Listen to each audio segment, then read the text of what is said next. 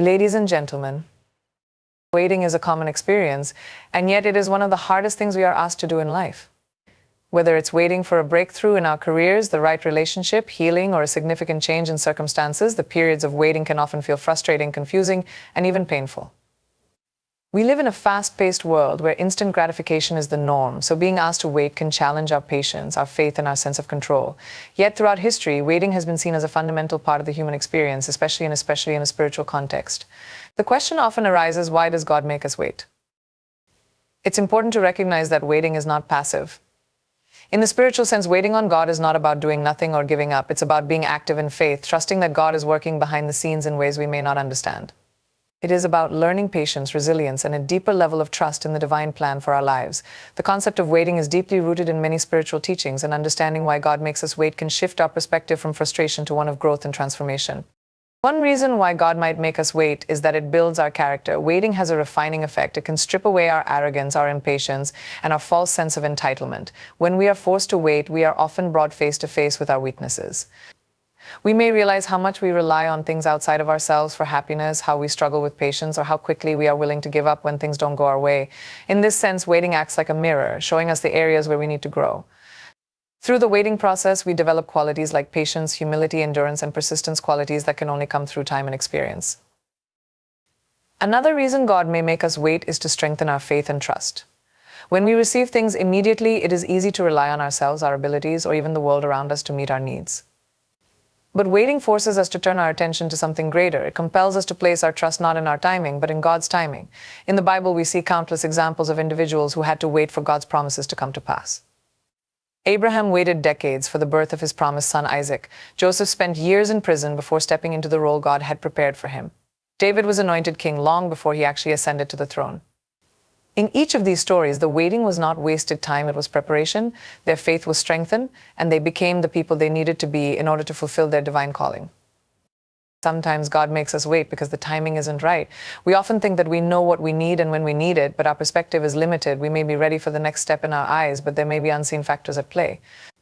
God, who sees the bigger picture, may be orchestrating things in a way that is not immediately apparent to us. If we rush ahead of his timing, we may miss out on something far better than we could have imagined. By making us wait, God is ensuring that everything falls into place in the right way at the right time. There may be things we still need to learn, situations that need to align, or people that need to come into our lives before we can step into what's next. Waiting allows the pieces to fall into place perfectly. Another reason for the waiting is that it teaches us to appreciate and value the outcome. When things come easily or too quickly, we sometimes take them for granted. We might not fully appreciate the blessing if it comes without any struggle. Waiting often creates a sense of anticipation and gratitude for what is to come. The longer we wait, the more we realize how important the thing we are waiting for really is. This deepens our appreciation for the gift when it finally arrives. If we always received what we wanted right away, we might not recognize the significance of what we've been given. The waiting process increases our capacity to receive and appreciate God's blessings with a heart of gratitude. God may also make us wait because he is protecting us. Sometimes in our limited understanding, we want things that may not be good for us at the time or in the way we envision. We may ask for something that seems right to us, but in his wisdom, God knows that it could lead to harm or disappointment down the road. By making us wait, God may be shielding us from future pain or preparing us to handle the responsibility of what we are asking for. It's similar to a parent who doesn't give their child everything they ask for immediately. The parent knows that sometimes waiting or even not getting something is for the child's benefit. In the same way, God's delays are not necessarily his denials. Instead, they may be his way of saying, not yet, because I have something better for you, or not now, because you're not ready for it. Waiting can also help us refocus on what truly matters. Sometimes in the hustle and bustle of life, we become fixated on our desires and goals. We become so wrapped up in what we want that we forget to seek God's will. Waiting forces us to slow down and reevaluate our priorities. It helps us to realign our hearts with God's purposes and plans. In the stillness of waiting, we are often more attuned to hearing God's voice and sensing his direction. The periods of waiting can serve as a spiritual reset, reminding us of what is truly important and giving us the opportunity to focus on our relationship with God rather than just the outcomes we desire. In addition, waiting allows us to grow in dependency on God. When we can't control the situation, we are left with no choice but to depend on something greater than ourselves.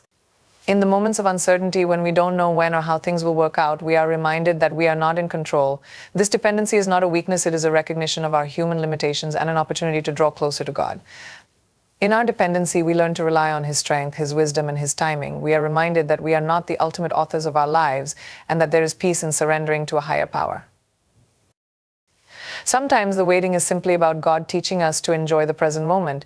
In our rush to get to the next phase, we often overlook the beauty of where we are now. We are so focused on the future that we miss the lessons, the blessings, and the opportunities right in front of us. Waiting forces us to slow down and be present. It teaches us to appreciate the journey, not just the destination. In waiting, we learn to find joy in the small moments and to see the hand of God in the everyday. It's an invitation to live fully in the now, trusting that the future will unfold in its own time. Ultimately, waiting is an act of faith. It is a declaration that we trust in God's goodness even when we don't understand His timing. It is a belief that God's plans are better than ours and that He is working all things together for our good even when we can't see it. While waiting refines our hearts and strengthens our trust in Him, it draws us closer to God, reminding us that we are not defined by our achievements or the speed at which we reach our goals, but by our relationship with Him. So why does God make us wait? Because waiting is not wasted time. It is sacred time. It is a time of growth, of deepening faith, of learning to trust in the unseen. It is a time where we are transformed, prepared, and molded into who we are meant to be. And in the end, we often find that the waiting was necessary not only for the fulfillment of our desires, but for the shaping of our souls.